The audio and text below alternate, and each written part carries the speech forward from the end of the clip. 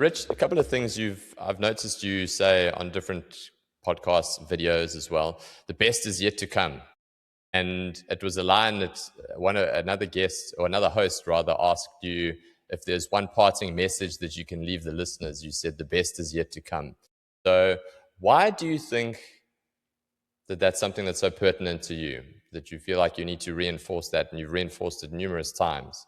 Clifton, how old are you? I'm 36. 30. You're the all gold age. Exactly. Yeah, that's the best age ever. Okay, so I'm 51, and it's very, very hard. If I don't keep telling myself that the best is yet to come and act as if that is the case, it's very easy to believe that the best is behind me. Now, if you define your self-worth based on purpose and business purpose and things like this, the energy you have generally, most people, the energy they have in their 30s is greater than the energy they have in their 40s and 50s for work. And I don't want to accept that. It would be, my life would feel very unreal. The moment I start feeling like the best is behind me is the moment that I feel like I'm on the downhill path. And so by not allowing myself that, and by recognizing that best can evolve, that I might not do more, but like best for me might be doing bigger speaking gigs for bigger, more significant companies and events around the world. And maybe that's different to what best was for me when I started Missing Link, when I was growing the company, but it certainly feels meaningful and relevant to what I care about now. And the truth of the matter is, I absolutely do believe it. I can't allow myself to imagine that the best could be behind me. I've still got to hold my grandkids one day and get to move to the phase where I'm no longer collecting information, but I'm distilling it. Like there's so many reasons to believe that the best is ahead of me that I refuse to allow the notion that it's not any space to breathe. And here's my hope. Like I hope to hang on to that as long as humanly possible. Like the goal is to die. The goal is to die proving yourself wrong. 1 minute before you die, you're saying the best is yet to come, and then you die. And you're like, you actually win. Yeah. That's hilarious. That's so funny. But that's, oh man, I love that. That reminds me of a Jordan Peterson line I wrote down once.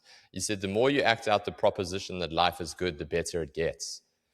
And I thought that that's such an interesting way of looking at it. And then you start to piece it together. And you think to yourself, all the big decisions that you make are actually you taking quite an optimistic view on life. So, for example, entrepreneurship. I mean, if we've all heard the stats of the first 5 years, most businesses don't succeed, Now, if you had to just lay out the stats and you had to say to somebody, hey, you're going to do this thing, the chances of you succeeding are probably between 10 and 20%. You're going to have terrible cash flow. You won't be able to pay yourself a salary for so many years. You're going to have very stressed. You're going to be very stressed. It's going to impact. You're not going to be able to switch off. It's going to impact on your family life.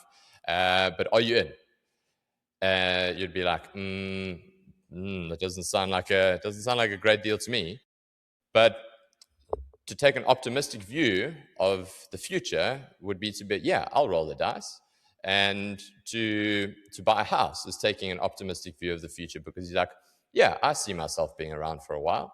And to get married to somebody is to say, yeah, I reckon we'd have a good go of this for a good 30, 40, 50 years. And then you start to see the benefits of that long term. Then you pay off your house, or you have happy memories in the house, or you have happy memories as a married couple, all of those things. You have a successful business.